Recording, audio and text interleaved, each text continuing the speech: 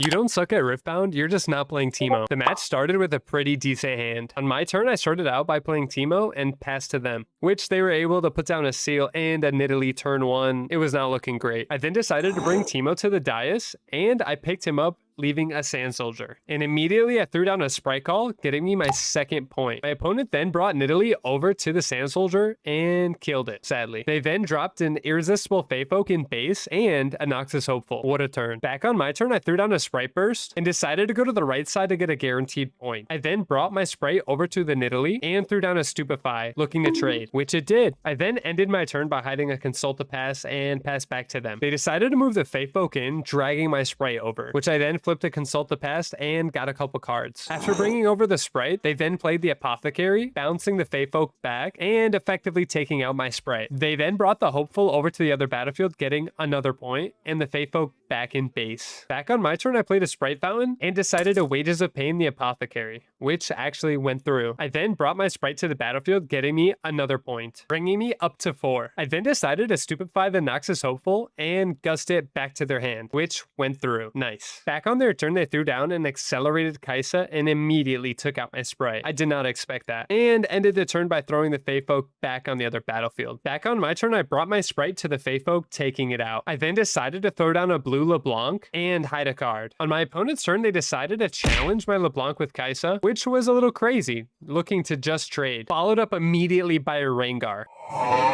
and was able to defend for 8 might, but they then dropped an Inferno, bringing their might up to 11, which I was able to bring out one of my new favorite cards, Chakram Dancer, giving both my other units +1. With Teemo and the Sprite both being 5 might, they decided to take out the Chakram Dancer and Teemo, and I wiped the board. Back on my turn, I threw down another Sprite Fountain, bringing it over to the battlefield, getting me my 6th point, and I dropped a Sprite Mother, bringing another Sprite, getting me my 7th point.